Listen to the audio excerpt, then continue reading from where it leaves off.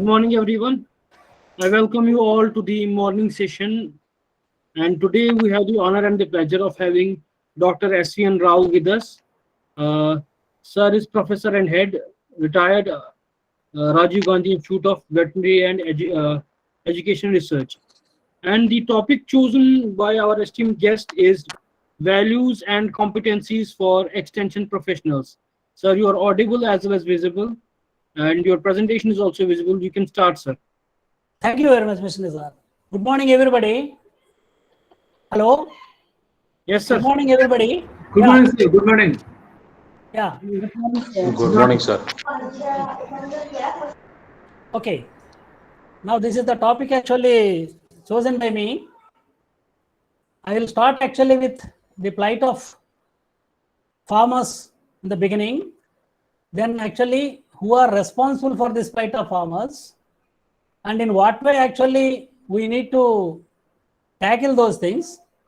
Then we speak a little bit about competencies, and then I will come to the values. When you talk in terms of values, these values in general to be followed by every professional, but specifically I will give it for agriculture extension, but in general these needs to be followed in whatever way of life you have. Now let us come to the issues.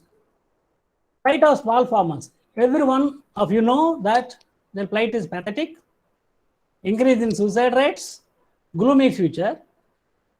You also know that the livelihoods of the small farmers will be at stake, decreased margins are forcing these farmers out of farming. So naturally it is adding to the number of unemployed people in the country.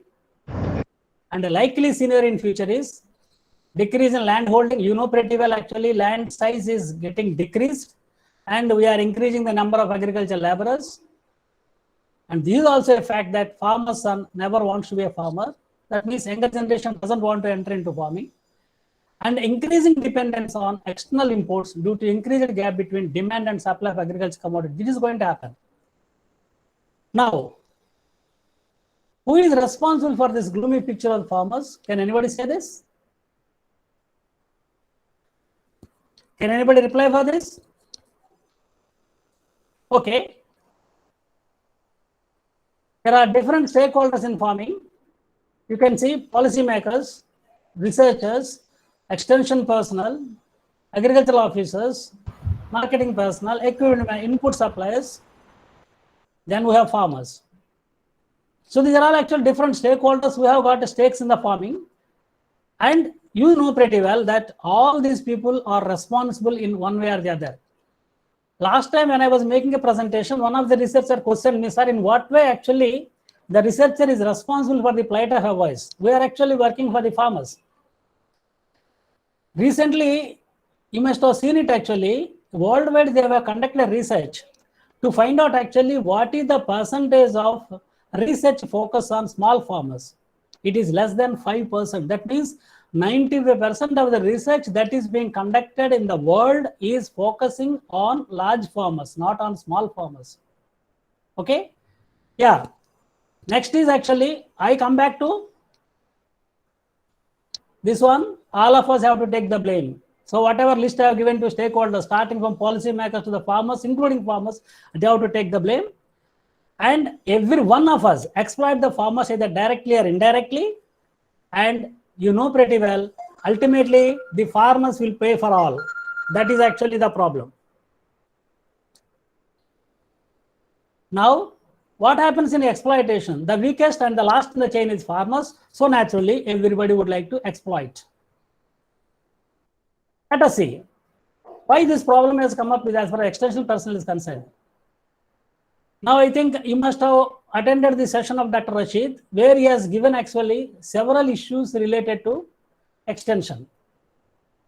Now, I don't want to go into those details, but you know pretty well extension personnel are suffering both in quantity and quality. That means in terms of number as well as quality, and low accessible to rural poor who need the information most, because we try to focus on large farmers and low adoption of technologies. And now we blame either the farmers or the technology for poor adoption, and low budgets and poor infrastructure to the extension itself. Though worldwide actually whatever investment that have been made in the extension, they have yielded very good results. But unfortunately, in a country like India, where actually, if you see, even the departments of extension also, low budget will be there for the Department of Extension. Even if you see actually universities level, that's the same fate of the Directorate of Extension, same problems. So that is also one of the reasons why extension persons are not in a position to deliver the goods. Then too much emphasis on convincing the farmers rather than helping them to take appropriate decisions. Unfortunately, many of the extension professionals will have a feeling that we should convince the farmers. Actually, this is a wrong philosophy. It's not the question of convincing the farmers. Whatever technologies we have to give to them in full and let the farmers take their own decisions. It is not that actually we take the decision and sell the decision to them. It is wrong. So, like for example, when you go to a hotel or when you go to a place, it is your choice. You are actually paying the money. Unfortunately, in India, what is happening is farmers are not paying for research. That is one of the reasons why actually farmers have no voice. And similarly, researchers will produce whatever technologies they have and they say this is for you actually to implement it. If you adopt it, it is good for you, otherwise forget about it. That is how actually they go on talking about it. But remember, my dear friends, first forget about this convincing the farmers. Whatever technologies you want to give to the farmers, you present it just like a cafeteria. Just like, the bearer will come and ask, sir, what do you want? Then you say, what is the list of items you have for me to take? Then he will say, idli, dosa, vada, like that, It is your choice. In a similar way, farmers should be given choice to choose the technology which suits to him, not that actually what you have developed. Unable to prove the enable extension agriculture development, this is another problem, because in many of the extension departments, anybody feels that I can deliver extension, but the unfortunate situation that is going on in this country. Now let us see. What is meant by competency? Competency is nothing but ability to perform a task efficiently or successfully. We have core competencies like knowledge you should have, skills you should have, type of attitudes you should have. Now, why this competency is important? An idea? Competency is necessary in any field of, let us say, profession. If competency is not there, you will not be able to deliver the goods. Competencies does not mean certificates. I always give this example. Whenever actually you want to take your bike to a mechanic, you don't ask the mechanic, you show me the certificate that you are graduated from mechanical engineer. Am I right? You simply worried about his skills. You don't bother about actually whether he owns a degree in engineering or not. You only know whether that fellow can repair your bike with the available resources or to your best of satisfaction. That is how skills play an important role. But unfortunately, we give least importance for the development of skills. That is where actually the problem is coming. Actually poor skills actually kills the country itself. And next is actually type of attitude towards work. Many of the people who enter into the profession, they may not have actually proper attitude to the work. After all, what is attitude? It's a feeling, either positive or negative. I know actually some of the surgeons, when they become actually directors, they hesitate to go to operation theater. That means the skills, whatever they have towards surgery is lost. And similarly, some people say, no, I don't want to go to operation theater. No, the attitude, that attitude plays a very important. Similarly, if our extension colleagues, they say they don't want to go to farmers, they don't want to visit villages, they don't want to spend time in the villages, they are actually, I'm sorry to say, they are unfit to enter into extension profession. Because if you don't have that orientation towards farmers, this field is not good for you. Now, what are the new challenges? Now, for example, many of the challenges that are appearing today, I will give the reasons. This, I think, probably Dr. Rashid must have shown you or discussed with it. Now, the thing is actually, it goes beyond transfer of technology. We are still actually concentrating on transfer of technology. I have developed this technology. We should transfer technology to farmers. This is going to increase their income. This is actually what we are talking about it. But now, we have to stop at that and we have to go beyond that. The next one is actually, very important thing now is actually markets. Now, we are unable to help the farmers to understand actually markets and link them to markets. I quote example from dairy, what has happened.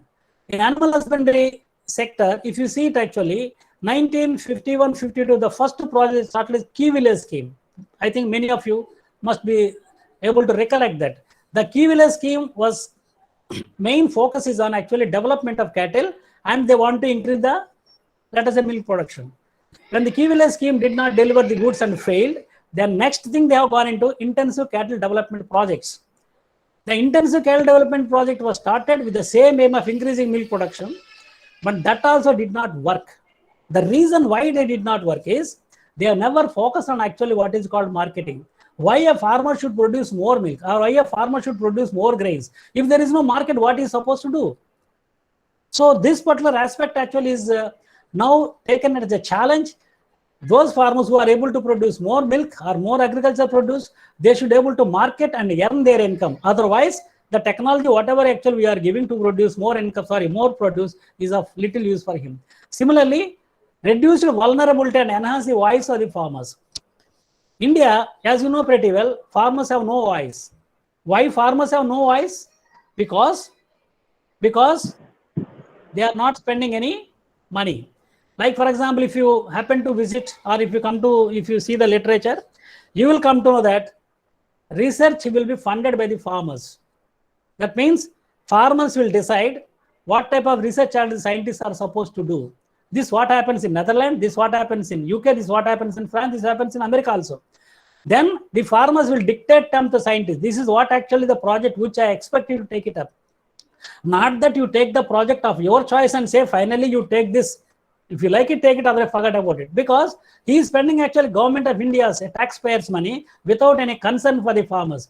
That's what I told you. How many researchers actually are focusing on what is actually called as farmers' needs. Farmers' needs have been thrown to dogs. For example, crossbred animal farmer has never wanted, but anyhow we produce it. Cloned animals, now we are talking of cloned animals, we are talking of genetic engineering.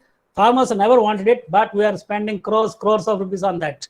Similarly, when farmer is able to produce, let us say, whatever agriculture produce there, he will take it to the market. That may not be the requirement of the consumer. So we should go in terms of actually called as market demand. I will come to that a little later. But as on today, farmers have no choice for the research, no choice for the type of material what they want to produce. That is unfortunate part of it. Next one is we should promote actually environmental conservation. Now in many of the states, they are actually exploiting this water. They are exploiting, let us say, land, finally leading into what is called soil degradation, air pollution, water pollution, and day may come that we may not be able to give these resources to the next generation in a better way. Then view agriculture as a part of rural development. We must know that agriculture is a part of rural development. Hitherto actually we are separating it, but that is not correct. Provide services relating to both input and output markets. Now, as on today, we are concentrating only on providing inputs which are required for actually what is called production, not for marketing. The next, enhance the capacity of extension. This is where actually we are concerned. How actually the capacity needs to be improved. Of course, that is an issue. Let us come to this one. Who is an effective extension worker? Pokale and Garforth actually 85 itself, it was identified very clearly.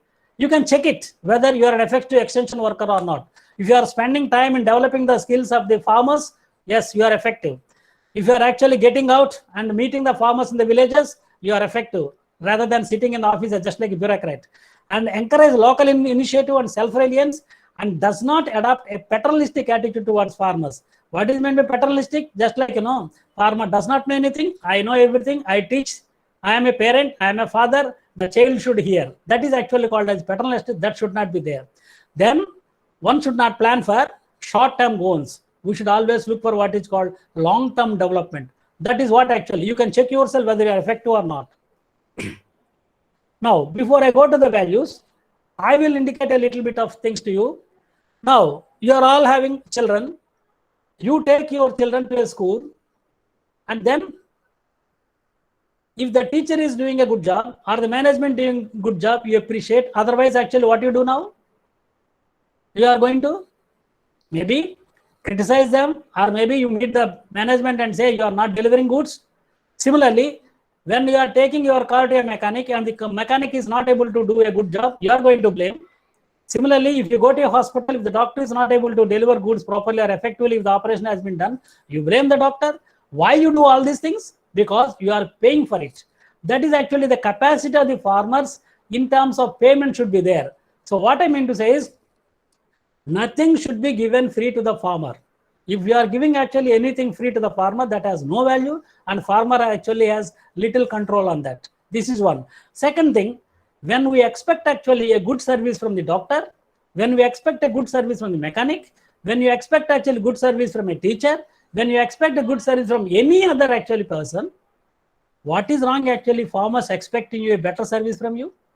Is it wrong? Similarly, now, if I am not able to deliver this lecture to you in a proper way, you have every authority to question me because you are paying for it. You have every authority to question the management, organizers. Why actually you are not delivering properly? I paid for it. It's not that simply I come and here and here, I come here to sit and hear actually cock and bull stories. You have every authority to question me. And same is the case. I always appreciate actually the student should have authority to question. Yes, sir. Why you are not taking class today? Why you are actually not refreshing your skills, refreshing your material? This is the way actually we expect in a democratic country like India. Students are the persons actually, we are the recipients of knowledge, should have the authority, should have the power to question it. This is actually what I mean to say when we are talking in terms of competencies. So we should be able to develop those competencies.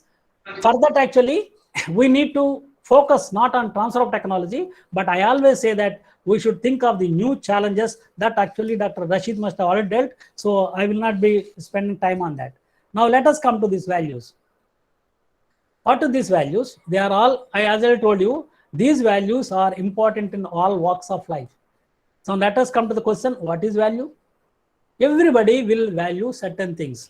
Somebody value money, somebody will value power, somebody will value authority, somebody will value relations, somebody will value gold, somebody will value things like that. If you see actually Google, you will find actually hundreds of things that actually people value.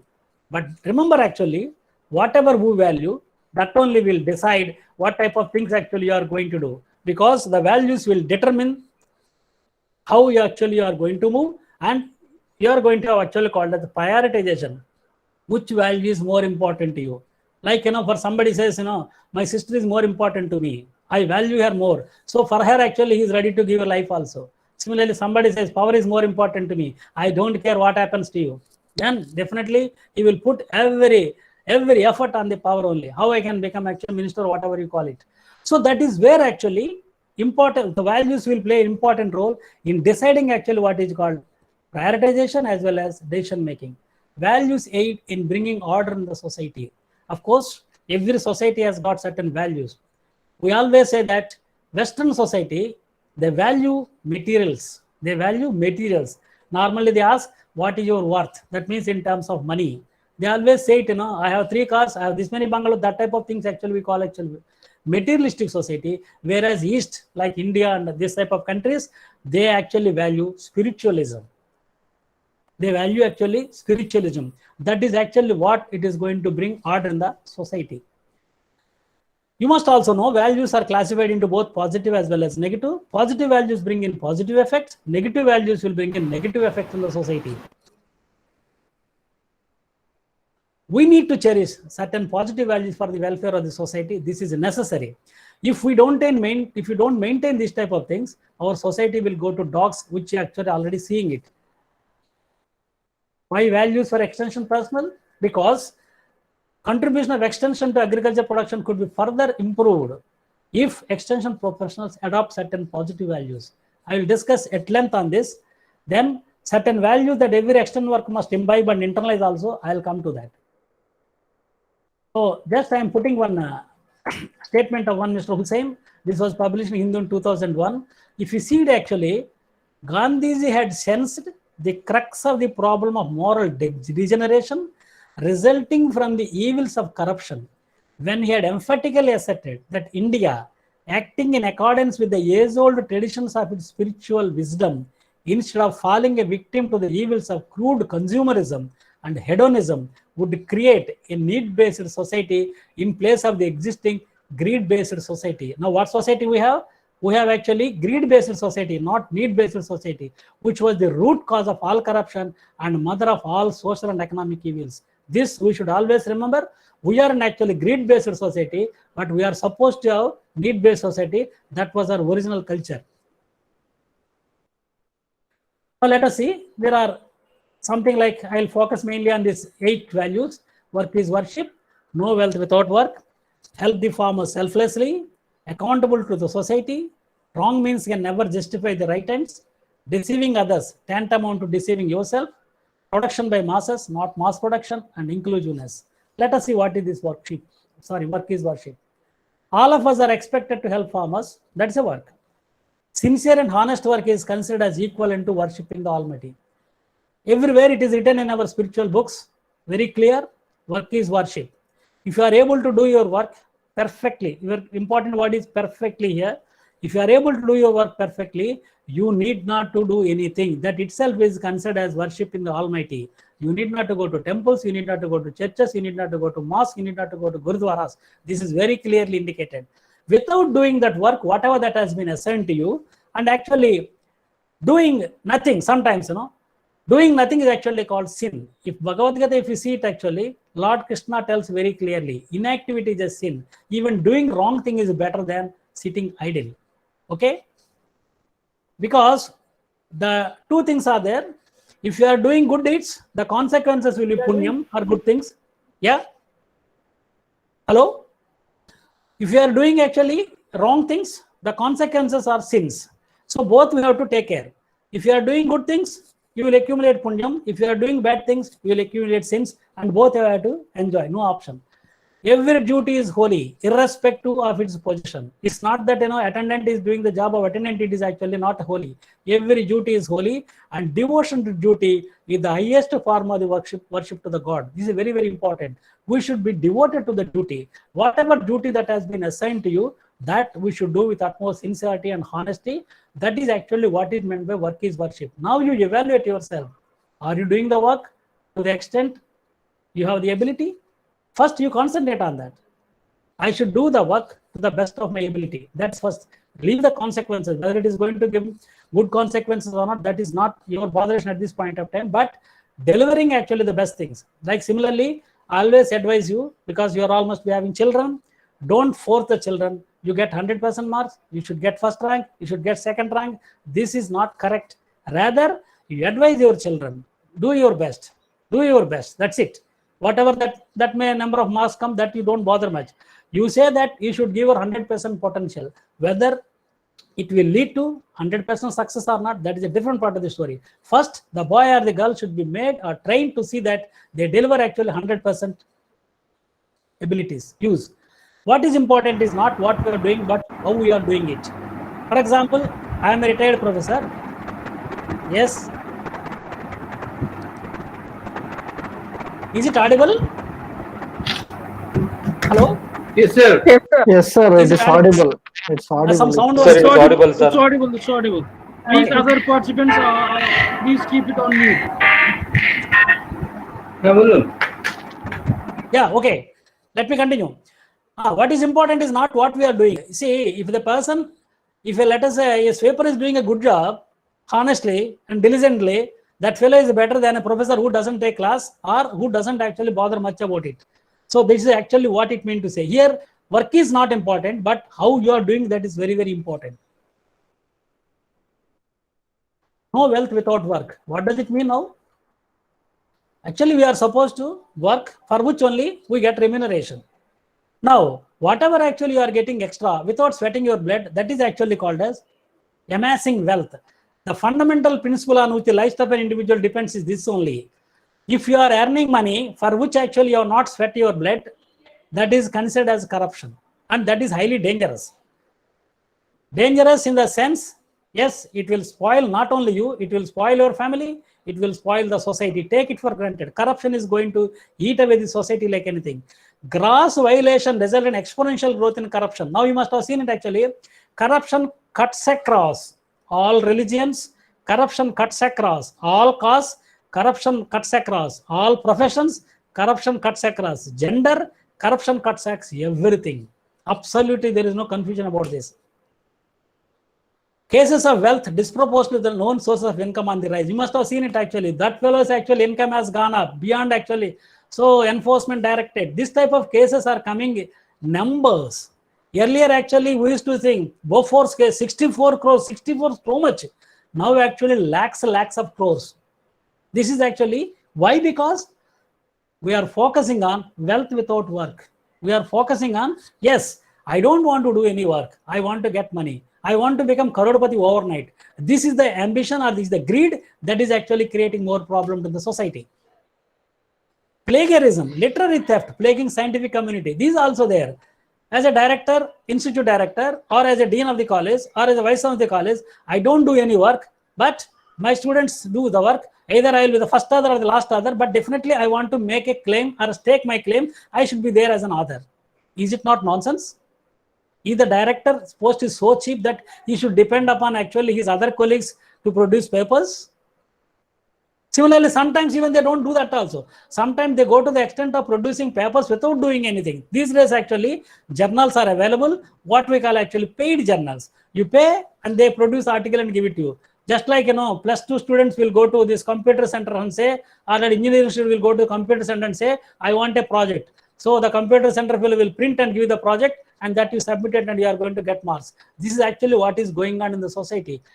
The purpose of actually producing a paper is lost. So why the paper is required? The paper is required for getting some marks which are required for, let us say, your promotions or whatever actually you call it. But remember, wealth without work is highly dangerous.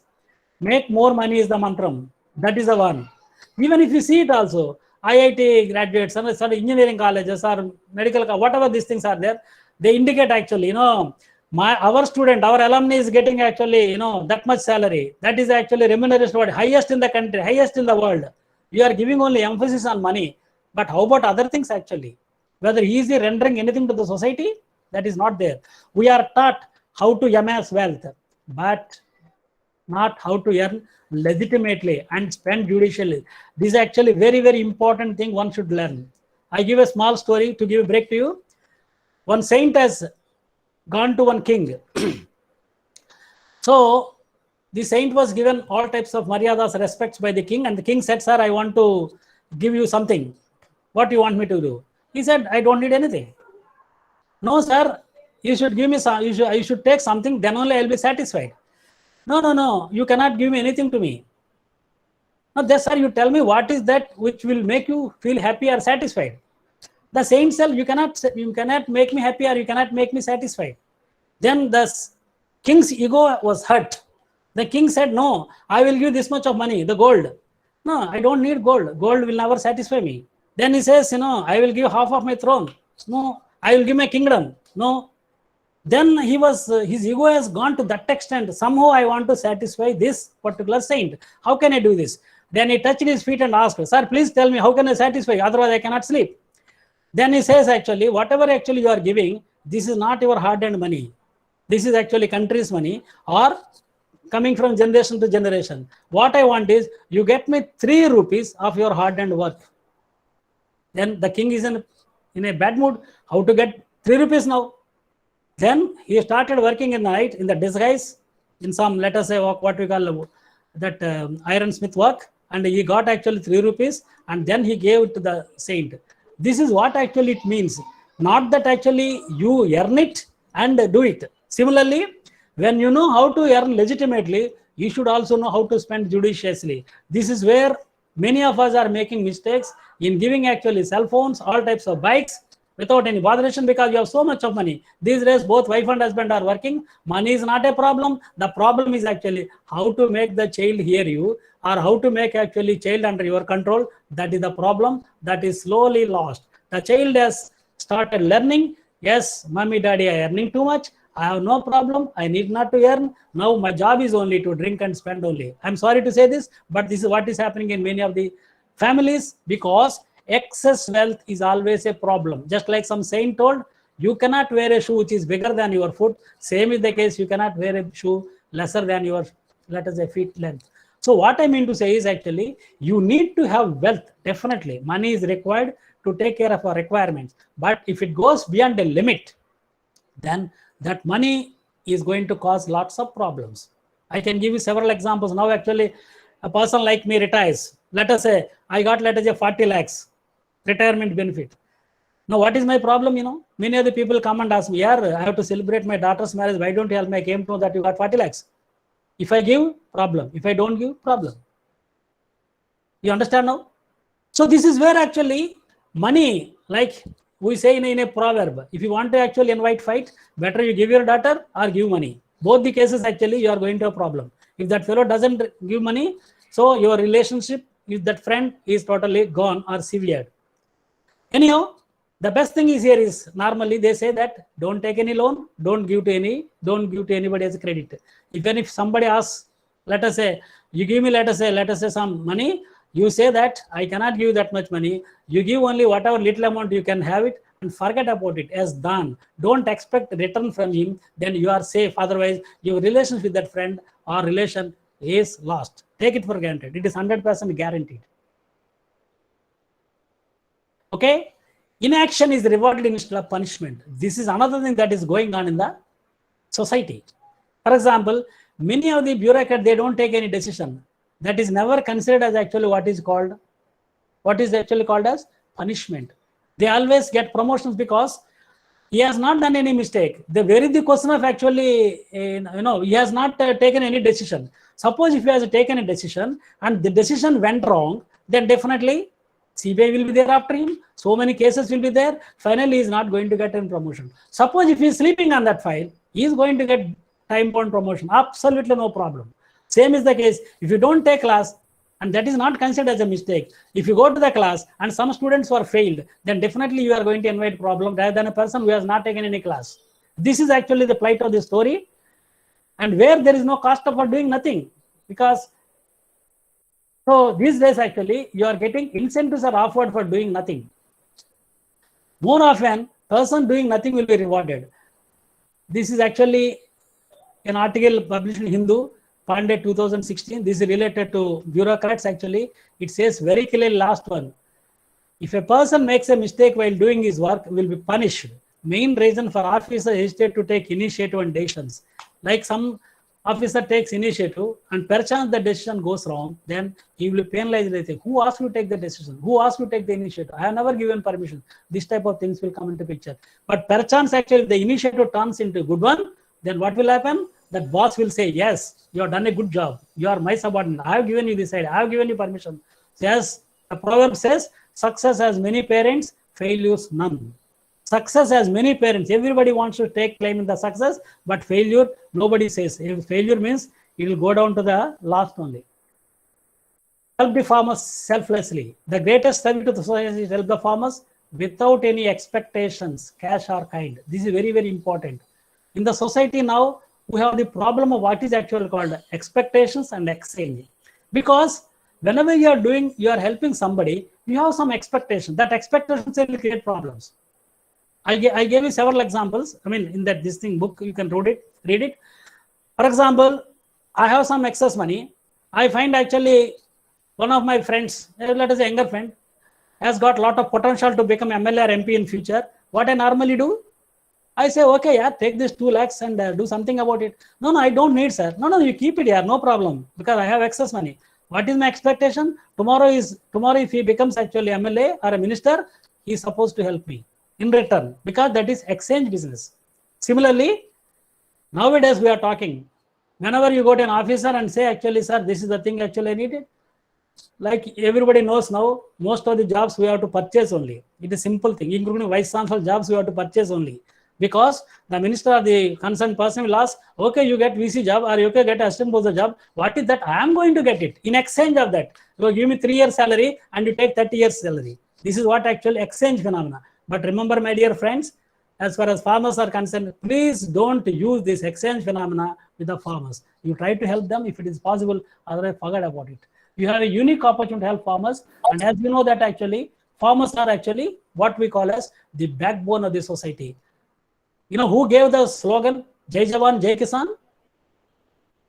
It is late, our Prime Minister, Lal Bahadur Shastri, who gave this, because we need actually both of them. We need actually both Kisan as well as the Jawan. Both are actually hardworking people. Based on them only, we are surveying. Because you must have seen actually, many of the people are dying in the borders. We don't do it. We are sitting very quietly, safely here. But now, what is happening in the society? We don't even damn care for them. Many people die, because we are no way concerned about it. Whereas when we talk of farmers, same is the case. Farmers are dying. We are also equally responsible. In what way actually we can help them to come to avoid actually committing suicide? As an extension worker, as an extension professor, it is also our duty to see in the villages. Yes, if some farmer is weak and chances of he committing suicide are bright, then we should be able to help him in whatever way it is like that, so that actually the suicide can be avoided. It is possible if you have the capacity to visit villages and understand actually who are the people vulnerable in the society. So selfishness, thinking of ourselves first in the chief sin. Many of us actually, basically human being is selfish, no doubt about it. But there is a limit for that. If you go beyond that limit, that will turn out to what is actually called as greed. Greed. I've already explained to you. We expect in terms of exchange phenomena. Do we expect actually the same phenomena between brother and sister? Do we expect same phenomena between son and a father? Do we expect this exchange phenomena between actually, let us say, between wife and husband? Like, I take care of my children with the expectation that they take care of me when I become old. So this is not correct, because love has no business with exchange. Love is pure. Selfishness leads to greed, which is detrimental not only to society, but also ruins the individual in question. I don't know whether anybody is from Punjab. Normally, there is a Punjab, there is a slogan. I always quote this because I was there for about 20 years in Haryana.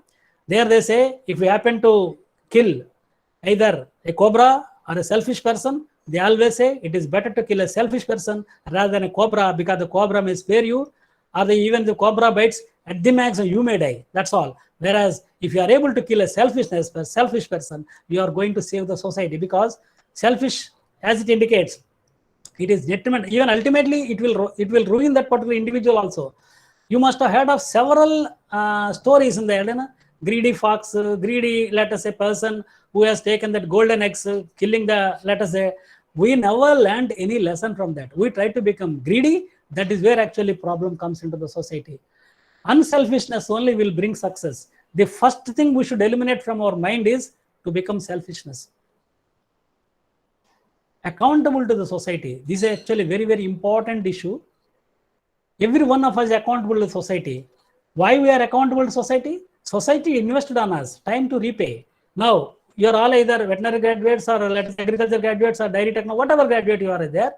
Your father must have spent a lot of money, maybe 5 to 10 lakhs. But similarly, the government of the respective state government or the central government must also have invested on you another 5 to 10 lakhs. Is it not time for us actually to repay to them? So morally, we are bound to help the society in its welfare and development. Otherwise, there is no difference between a buffalo and we people, because buffalo also produce something. Even buffalo is better than that, better than us. Even after death, it is useful. But in our case, actually, after death also, we are not useful. Nurture value of helping the people in distress or natural calamities. This is a very, very important thing. That means whenever actually somebody is in trouble, it is our duty to help him in whatever way it is there. But for that, you need to sacrifice a little bit of your comfort, a little bit of your luxury. Sacrificing comfort with a focus on development of community rather than individual development. This is very, very, very important. One has to cultivate this.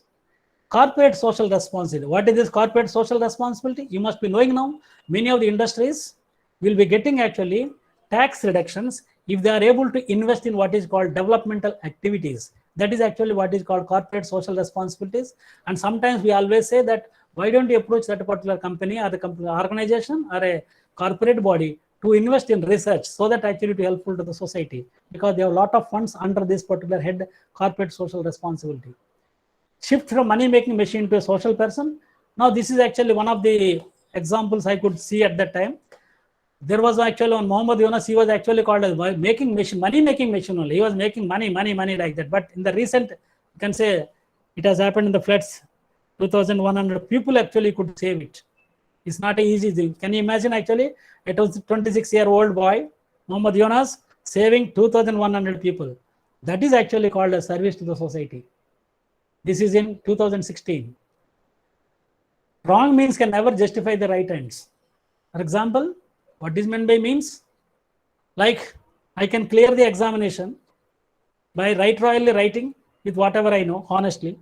I can clear the examination by bribing my teacher. I can clear the examination by copying. I can clear the examination by snatching. Many other ways are there. So there are different means to achieve your end. That is actually pass. But All will be wrong means except only one. There is only one straight line, that is the shortest line. That is actually preparing well, do honestly and get it. But remember that actually your pass by using wrong means, like copying all these things, will not justify it. Take it for granted. Use discrimination in choosing the right mean to attain the goal. This is a very, very important thing. Here I quote actually, discrimination means normally we use what is called buddhi. That is actually called as the intellect. Intellect actually is very, very important one. Now, that is actually, intellect means what? That is called power of discrimination. That means what type of means you are choosing, which is the right mean, which is the wrong mean, which is correct one, which is the wrong one. Let us say which is truth, which is false. All those things one has to use actually what is called discrimination. I give a small example. One of my colleagues, one Mr. Leo Perenang, was in the hospital. So I went to the hospital. At that time I could see actually, of course, the doctors were trying hard actually to save him. His wife was sitting in the corridor and doing some prayer. So I did not disturb her. After the prayer is over, I asked her, Madam, actually what is that you are doing? So, sir, I am only praying. I said, what is that actually you asked in the prayer? To my surprise, she said actually, I asked actually God to give the doctors sadbuddhi, good intellect, so that actually they will be able to save my husband. I was shocked actually. Indeed, it has happened. The doctors came out and they could find actually carbon dioxide level is very high in his blood. That is the reason for his becoming unconscious on and off. See now, that's how, what we say is actually, everybody should have that sadbuddhi at that time. You may have the intellect, but how to use that intellect, that is actually question. So for that actually, if you have time, you read a book actually called as Vivek Chodamani. Viveka means discrimination. Vivek Chodamani, wonderful books written by Shankaracharya. If a wrong person chooses the right means work in the wrong way. This is actually a proverb, but it is true. We must refrain from achieving targets by targeting the rich or progressive farmers, making false promises to the farmers. You know pretty well, just like I told you, research is focused on large farmers and we are not bothered about the small farmers. And similarly, you can achieve the targets by focusing on a few large farmers or rich farmers, or let us say politicians, whatever you call it. That is very easy. Deceiving others tantamount to deceiving yourself. For example, you deceive somebody, you feel proud of it. But suppose the same thing happens to you, you will feel very sorry about it. But remember, whenever you have deceived somebody, you take it for granted. You have almost given a will to Lord that yes, I am prepared for deceiving by somebody else. That is what it means. That sometimes we use actually consciousness. Honest reporting of the facts about the worth of a product is very, very important. These days, what we are doing now, because some company is paying money to me, I will evaluate the product and give a very good report. That is actually saleable commodity. Refrain from wrong reporting on the worth of technologies. I think all of you know about the story of genetically modified seeds. You can go through the text, it will be there. Check whether you are fully convinced about the utility of a technology. These days, actually, many people are talking in South India. Gir cattle are very good, sir. They are producing very well. So a lot of actually hype is there, and people started importing actually gir animals from Rajasthan, then Gujarat, and finally what for? Nothing is going to happen. Unless actually, as an extension professional, you are convinced, please don't advocate the technology to the farmers. Provide complete information without any bias to the farmers. And yep. Hello? Please continue, sir, please. Okay. Now what happens is normally we hide information, especially technologies and extension persons are good in this. Please don't hide any information. See, when we talk of actually complete information means information related to entire thing of it. I give actually examples like, like on the other day somebody was talking. I think some of you must be using Colgate toothpaste. You know the secret of Colgate toothpaste? If you read it very carefully on the toothpaste, it is written very clearly, this toothpaste should not be used for children below 6 years. I don't know whether any of you have seen it or not. This was shown actually in one of the advertisements. This is how actually Colgate company is cheating. In case you are using, it should be used under the supervision of a parent or the adult. Then what for actually you are producing it? Why actually you have not put it in a big way? This toothpaste is not for children below 6 years. That should be on the top. But what is that you are doing? You are hiding it for your marketability. Same is the case. You produce actually crossbred animal and you say actually it is going to give 20 liters of milk. But are you indicating under what conditions? If you want to get 20 liters of milk, it needs actually enough of protein and carbohydrates. Are you giving that? And similarly, its capacity to, let us say, withstand or resist the diseases is low. Are you indicating to the farmer? Same is the case actually when you talk in terms of Giriraja or Vanaraja, all these type of technologies. So what as an extension person you should do is, you should have complete details. What is the technology? What are its advantages? What are its consequences, negative as well as positive? Under what condition that particular technology is going to work? If you don't give that information, that is actually wrong way of doing it. But many times actually, we people don't do this information because that will go in the negative way and then we try to suppress it. That is bad. You have to give complete information, let the farmer take his own decision. That is actually purpose of it. It helps us in deriving the piece of not cheating the farmers by giving actually false reports. Recently, actually, I could see some reports in Buffalo Research Institute. So they developed actually on pregnancy diagnosis kit. So in the pregnancy diagnosis kit is there now. Actually, that has been given for commercialization also. Then one of the members actually asked, "Sir, actually this kit are you using in your farm?" Then the farm in charge said, "No, sir, we are not. We are using actually better technology, ultrasound." I said, "Then correct, but you have to indicate actually wherever actually ultrasound facilities are available, this technology should not be used. This kit need not be used. This kit is useful only in places where ultrasound is not possible or ultrasound is not feasible." And you have to indicate actually under what conditions actually this will be useful. That particular technology is more useful for declaring an animal non-pregnant. So all those things should be there so that actually the farmers or the concerned veterinary surgeon will be able to use it rather than hiding certain facts and creating problems. So remember that, let us not cheat the farmer.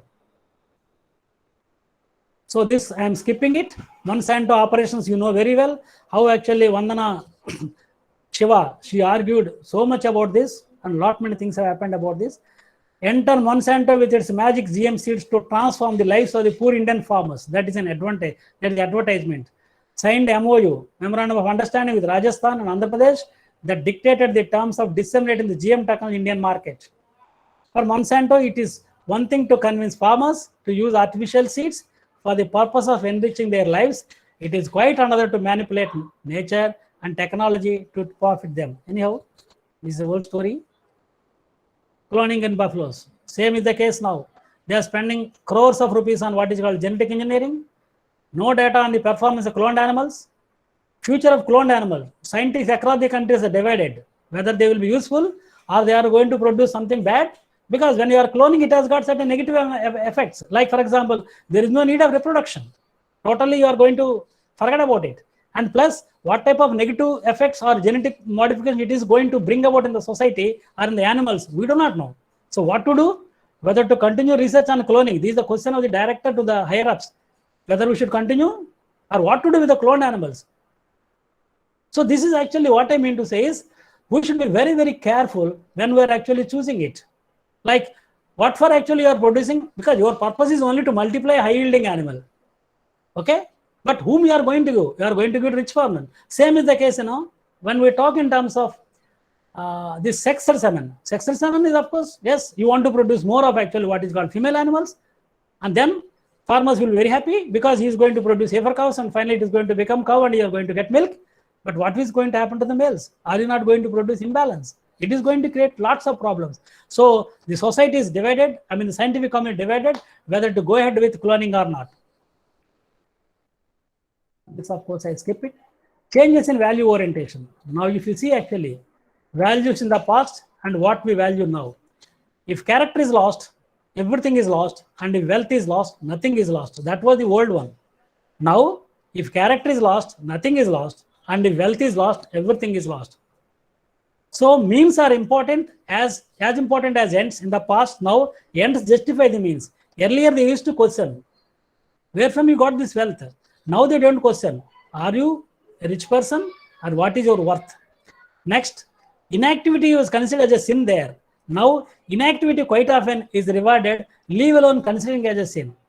Again, I appreciate actually Punjabi community here. They don't like this inactivity. So everybody has to contribute to the mother, head of the family or the kitchen there. Unless you give that money, you are not going to get food there. That means they don't like this type of inactivity business, surviving on somebody's shoulder just like a parasite. Righteousness, moral and ethical values are kept at a high pedestal. At that time, dharma is very, very important.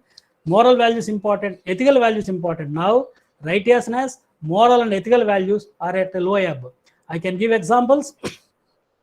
Like if you see, when P.V. Narasimha Rao was actually having a problem, our late Prime Minister, he needs actually 4 MPs to sustain his government. So the 4 MPs were purchased coolly and the government ran for years. Of course, that's a different situation. The same situation has come to late Mr. Atal Bihari Vajpayee.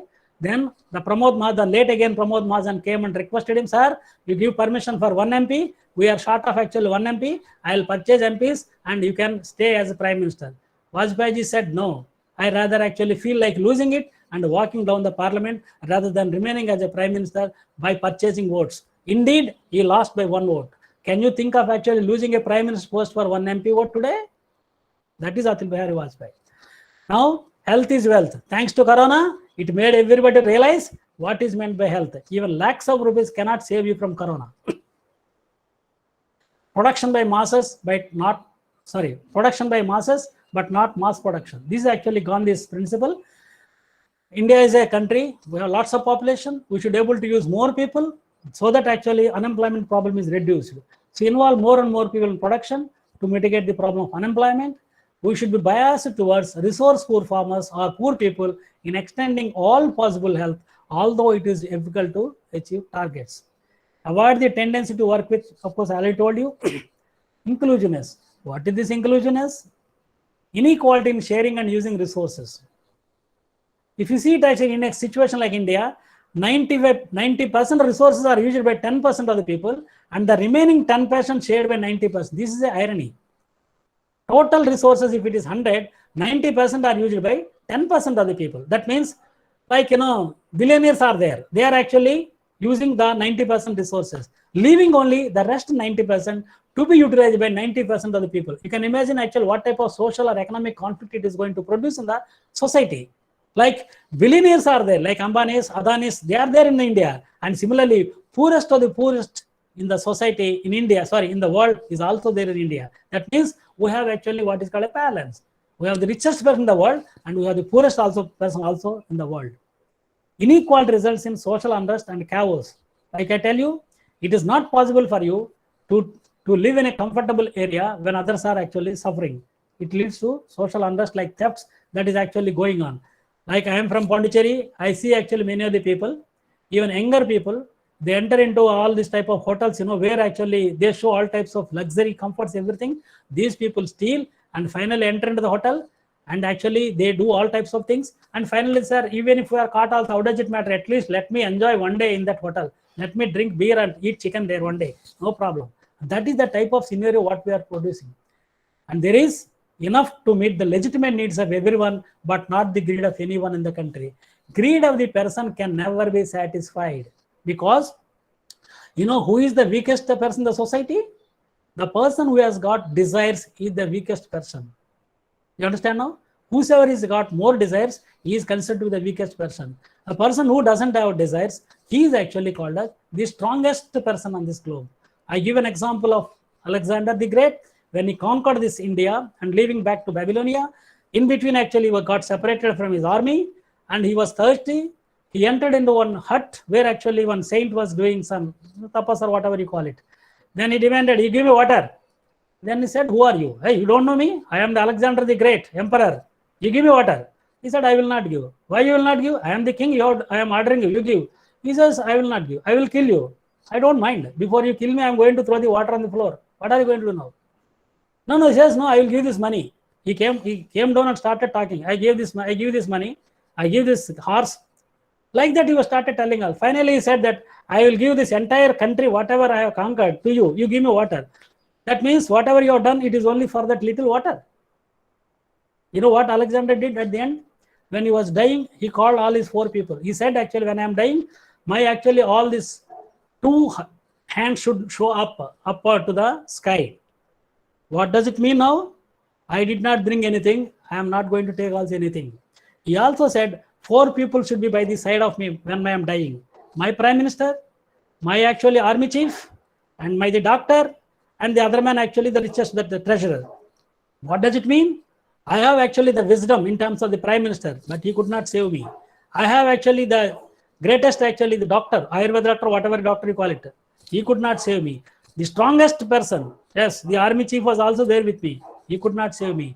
And I have enough of money, that also could not save me. This is the message actually what he has given to the society at that time when he was about to be buried. This we should always remember. Like you can see, Charlie, why this greed is coming into the society? Because basically human beings such a greed. I give a small example also here to you so that you will be able to recollect and remember it. See, once one king asked his prime minister, how much money we have in the treasury? He said, sir, so much money. Now, what do you mean by so much money? So much money. No, you tell me actually how much. Sir, it takes a lot of time to count. You count, it doesn't matter even if it takes a month. So prime minister actually used all his resources and finally came out with a figure and says, sir, this will be sufficient for 7 generations. The king has fallen sick. So they could not understand actually why this fellow has fallen sick. So they called all the doctors and doctors, everybody, nobody could actually able to treat the king. Finally, they advertised, whoever is able to treat this king of about the sickness, yes, we are going to give this much money or this much property, whatever you call it. Finally, a saint could enter into that and said, yes, I can treat this fellow because I could have this story. He said, you get me a small piece of cloth from the happiest person whomsoever you find. So all these soldiers went in search and finally they could find in a forest one boy was actually enjoying life very calmly and quietly. So they asked that boy, let us go to the king. So he has taken to the king, the boy. So then here the story to cut short is actually the king has fallen sick because he was worried about actually 8th generation. He is worried about the, yes please. He is worried about the 8th generation. Hello? Can I continue? Yes, sir. Now some voice Yes, is sir. coming. Please Yes, sir, continue, continue. sir. Yeah. Sir, he is telling the answer 8th generation. He replied to you, sir.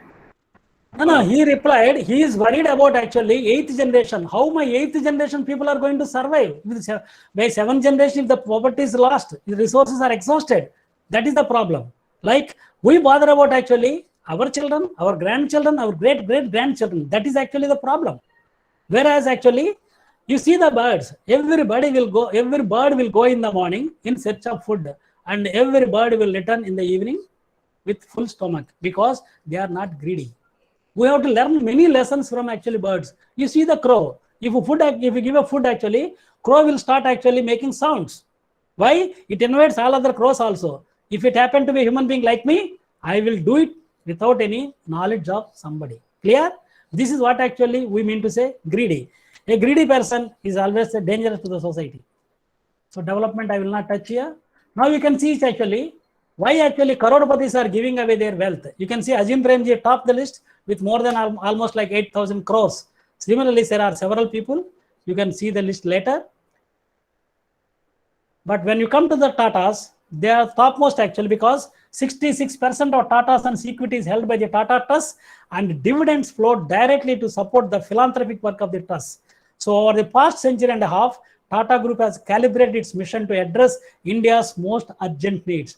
That is how actually it's not the Bill Gates or it is Warren Buffett, they are actually richest fellows in the world, but Indian industries giant Jamsetji Tata has emerged as the biggest philanthropist globally in the last 100 years by donating $102 billion as per a list of top 50 givers prepared by this report. So what I mean to say is, you can see actually Tata company's core values, integrity, responsibility, excellence, pioneering, unity. These are actually the values which actually Tata's, they cherished and they even till today, they maintain it. That is actually one of the beauties of these Tata companies. Compared actually Tata is not very rich person compared to actually Ambani's. But Ambani's do not donate this much. What Tata's do it. So now you decide whether you want to become a Tata or Ambani. Differences in value orientation. So individual versus organization values will be there. Like we have clash between employer and employee values. Value oriented east and west. I give an example here. For example, in UK in 2012, millions of cows were slaughtered because of bovine spongiform encephalomyelitis, that is the disease. Whereas in India, cow is holy. Cows suffering with, even with TB cannot be slaughtered because the value which is cow is considered as holy, where actually cow is considered only as a meat producing animal. Goshalas established, yes, problems are there, so many diseases. Values in school, college curriculum is there. Okay, now these values are actually, education is also going on in several places. Certificate programs are there. Then we have in BVS and age curriculum it is also there. In IGNO, Indira Gandhi National Open University, they are offering actually 6-month certificate program to inculcate actually the value education. Similarly, in BVS and age curriculum, it is there under VCI, Veterinary Jurisprudence and Ethics and Veterinarian Society.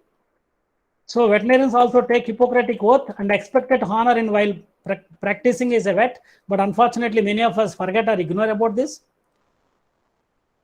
Now, I'll give a small, how many of you know about Nani Palkiwala? Any idea?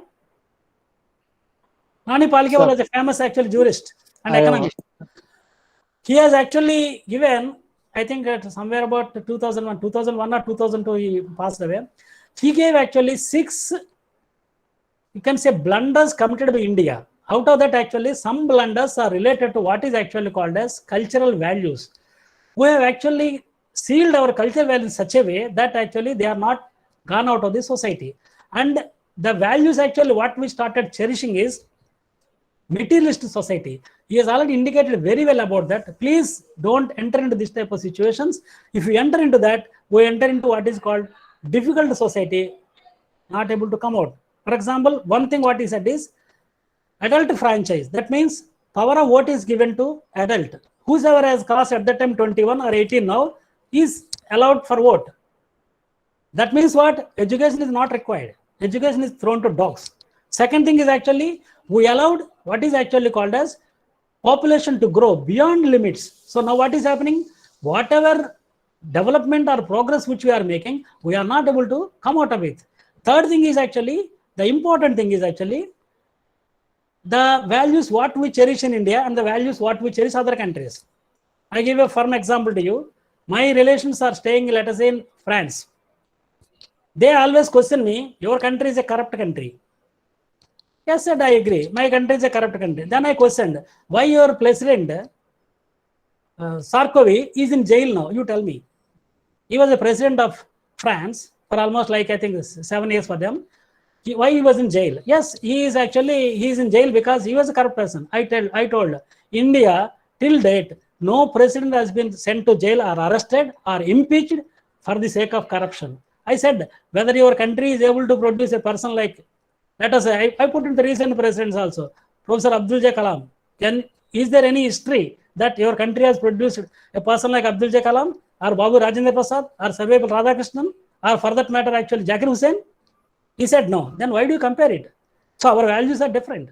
Okay, our country is also having problems, corruption, that too at the low levels it will be there. But you cannot say India is the country, only country which is actually corrupt and things like that. Now, American society, they always praise, that America has done this. I said during Trump regime, why 7 lakhs people died? Because health was a privatized sector there. You cannot get other than aspirin tablet across the table. You need a prescription. For a prescription, you need to consult a doctor. The doctor will charge you $300 to $500. That is a huge amount of money for a poor fellow to bear it. Due to lack of healthcare facilities, actually, America lost 7 lakhs people, whereas our death count was only 4 lakhs. Why the death count was low in India? Because you have hospitals. Yes, if you are having money, you can go to Apollo Hospital and sleep there. If you don't have money, you can get across the table also some medicines from the, let us say, what is called a pharmacist, or you can go to Ayurveda, you can go to homeopathy. All types of things are available. Just like we say, actually, idli is available for actually 1 rupee to 500 rupees, depending upon the location where you are actually taking it. So what I mean to say is, we have to inculcate our values. India is actually a very strong culturally bound country. Unfortunately, during British regime, that was totally finished because you must have read it actually in let us say UK Parliament. One MP clearly stated, you cannot win India unless you break its culture. That is actually what is happening today. And Nani Palkiwala emphatically indicated that it is better to maintain the value system in India. Otherwise, the country is going to face lots of problems, which we do not know. Now, let us come to the end of this thing, that is how to inculcate these values. Very easy to impart skills and values when the trainers, teachers adopt, practice, and preach. Here you must remember, actually, in our childhood days, actually, we have actually moral science subject, and that used to be taught by one of the senior most teachers, because unless actually he practices, he cannot actually preach. But here now what is happening?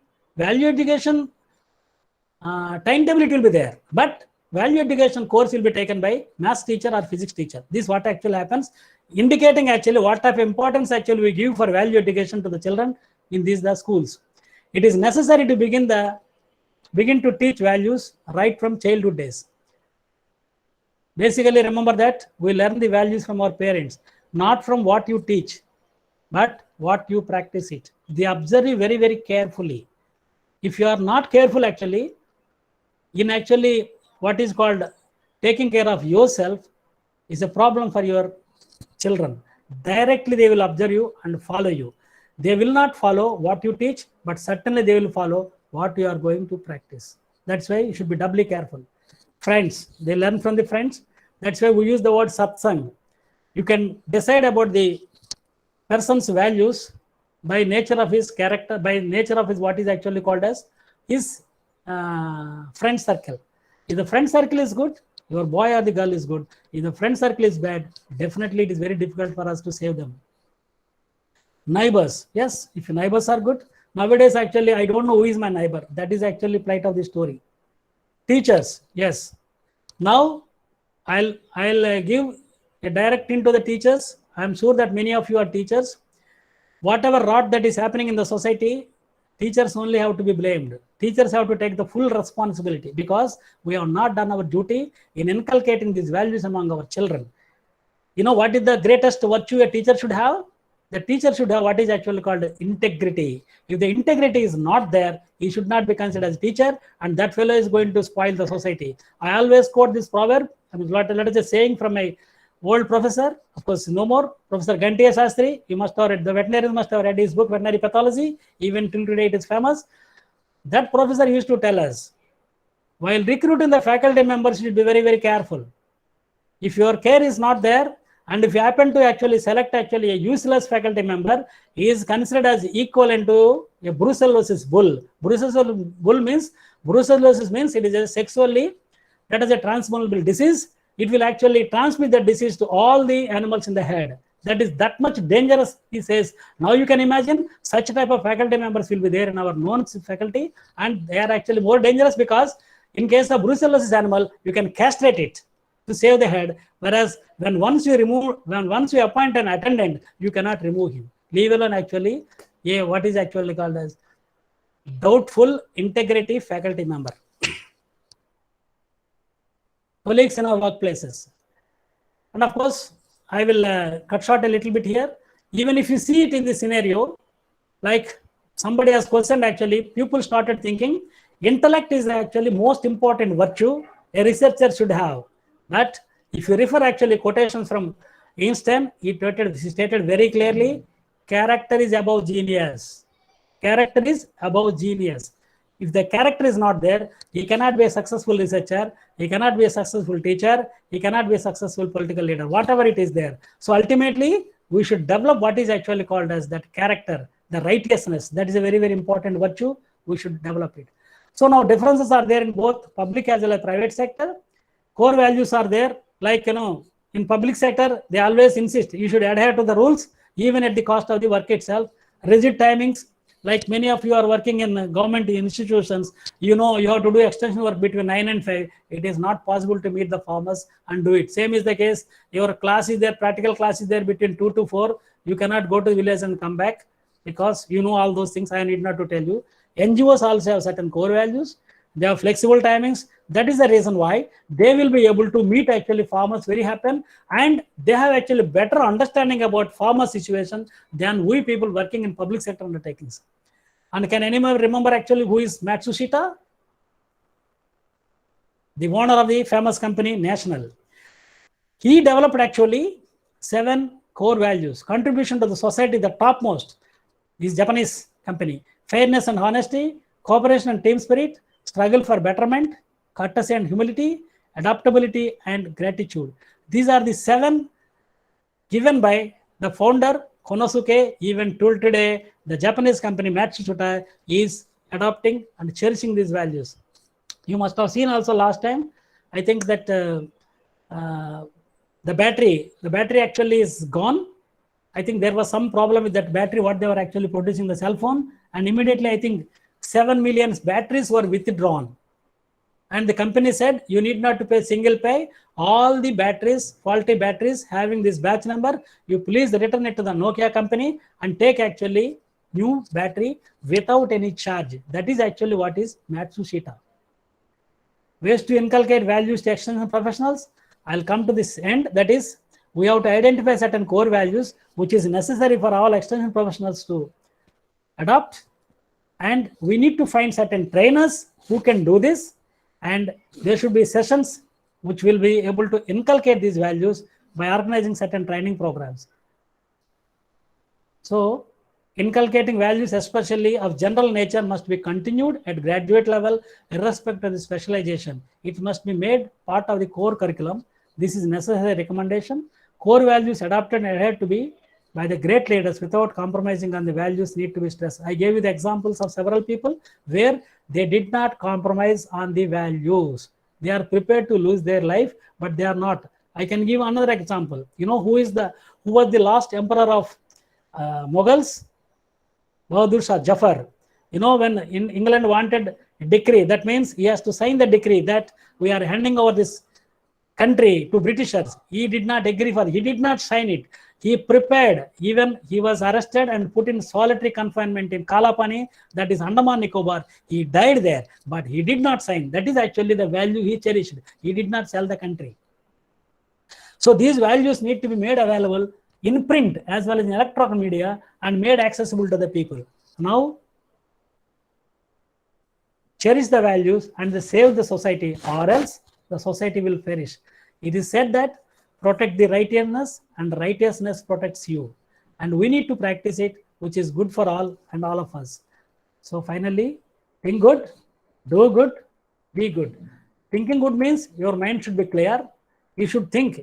That means mind is the one, it is just like your CPU, central processing unit, and the information what you are getting through your eyes, through your readings, or seeing whatever you are doing, hearing and things like that, all that information will go to mind, and it will be processed there. If you are reading bad things, if you are hearing bad things, so naturally your mind gets polluted and it cannot think in a good way. That is the reason why always you should read good books, you should hear good pravachanas or good lectures, then only your children also will be tuned for that. If you are having actually wrong things in your hand, so your children also pick up very easily. Then after that, do good. If you start doing things good to you, your family will be good to you, your friends will be good to you, your society will be good to you. A good person will just like actually a good flower. A flower always gives fragrance to the society. It doesn't differentiate this and that. Similarly, bad stink also will give a stink that actually you hesitate not to go anywhere near that. So do good and finally be good. This is actually what I want to share with you. If you have any questions, if organizers permit me, yes, I am ready. Thank you.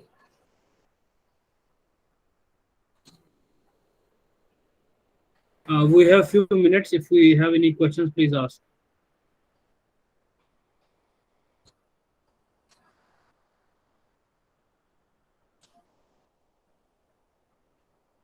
Sir, good morning, sir.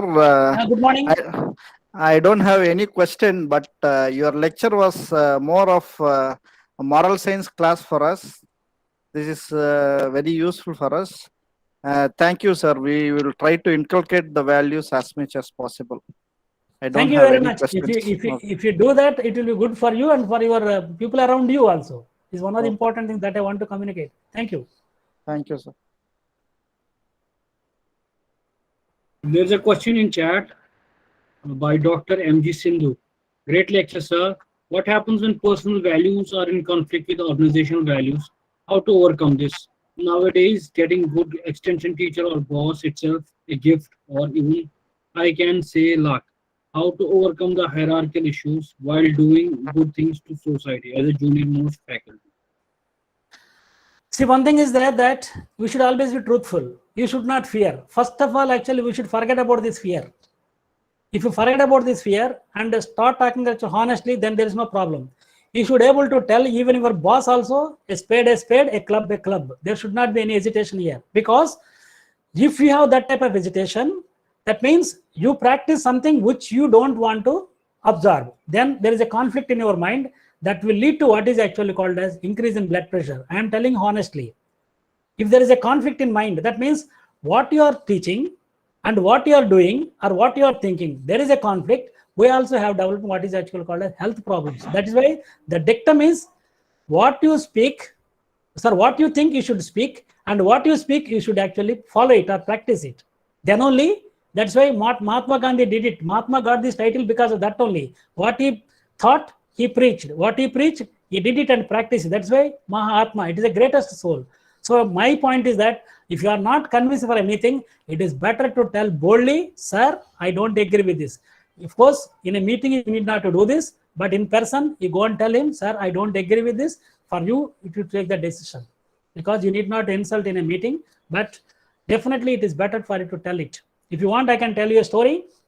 This is actually what is called group think. When Bangladesh war was going on, India is on one side, Bangladesh, that is actually called as East Pakistan is one side, fight is going on. East Pakistan was totally supported by US, America. India was supported by Russia. Now, when the war is not able to find any result, the then president actually, Nixon, he called actually Henry Kissinger. That means he was foreign minister, minister of state, they call it, Henry Kissinger, foreign-born foreign minister. He asked actually, get me the map of India. So Henry Kissinger put the map of India there. Then he said, Are, I have never seen this. How come actually I have gone for this war against India? Because Bangladesh is totally surrounded by the ocean, India and Russia. How can I get actually win there? It is not possible. Kissinger, why you not told me? Then he said, sir, I thought you know it. That's it. You understand now? It is always better to tell openly whatever fact you know, rather than keeping it to yourself. You may be penalized for that. Be prepared for it. Even if you are transferred, how does it matter to you? How does it matter to you? Okay?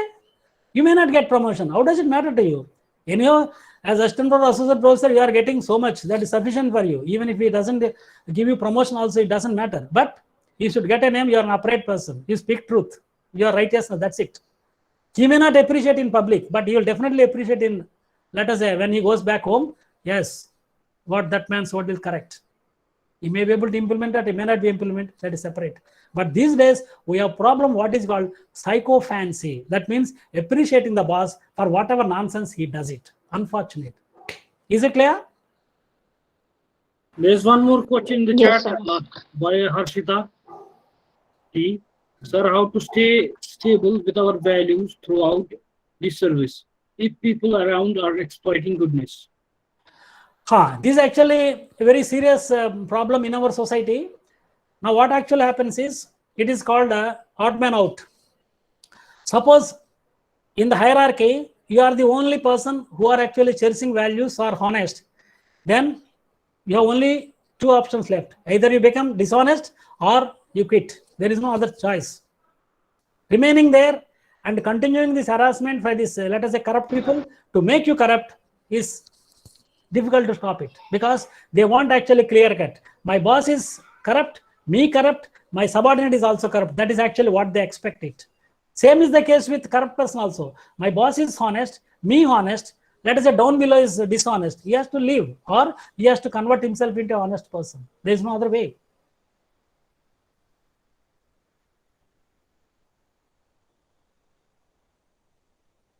Any Yes. other question?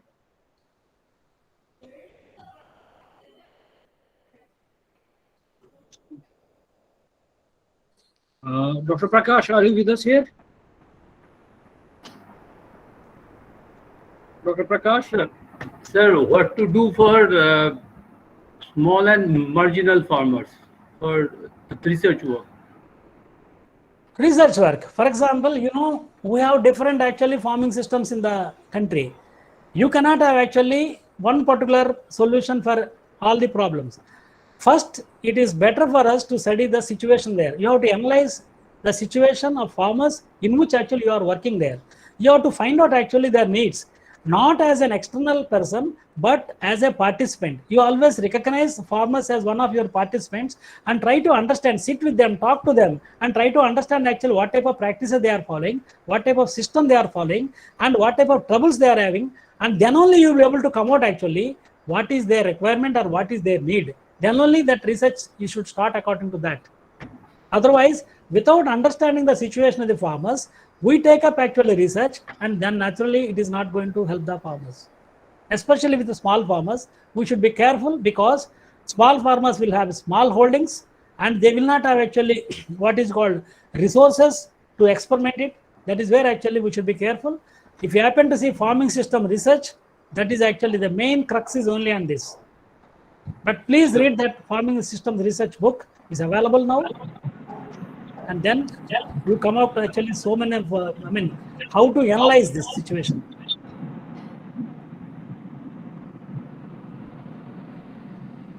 Majid ji, Yes. Yes, Majid ji. Sir, Prakash Rathod here, sir. Yeah. Yeah, Majid ji, are there any questions in the chat box, please? No. There are no further questions in the chat box. Yeah, shall I propose the vote of thanks? Yeah, please do. Yeah. Sir, 1 minute side. Can you come closer to the mic, because there is a drop in your volume. Yeah. Is it okay now? Is it clear now? No, not that great. Can you come closer, or maybe use some different mic? Is it fine? Yeah, is it fine? Hello? Hello, no, we're getting noise also. Is it okay now? No. Yeah, I think, fine. I think then you can go ahead with the vote of thanks. Can you hear? Hello? You're audible, but there is also noise. Yeah. Hello? Can you hear me? Yeah, much better. Yeah, anyways, actually I was just in some other meeting. I was actually going through the presentation also, in fact, simultaneously doing both the works. I am actually very happy that sir has delivered very nicely, not only for an extension professional, but even in fact for all as a human being. Because maybe any subject teacher or even extension professional or as a human being, he has given us a lot many good values with good examples. Maybe history, defense, politics, all different types of examples he has given. And we have heard him several times actually as a face to face, and I'm sure many of the participants also will be willing to meet him face to face, so that you can really get a lot of ideas from him and good ethics from his side. Sir, thank you very much for sparing your valuable time and sharing all best experiences with our participants. I think I am audible to sir also. Yeah, thank you very much, Prakash. Thanks to thank Majid you, sir. also for organizing this. So nice of you.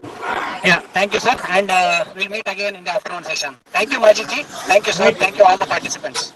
Right. Thank Bye. you, everyone. Let's join back at 2:30. Thank you, everyone. Yeah, thank you. Thanks to you also. Bye. Thank you, sir. Thank you, sir. Right. Bye.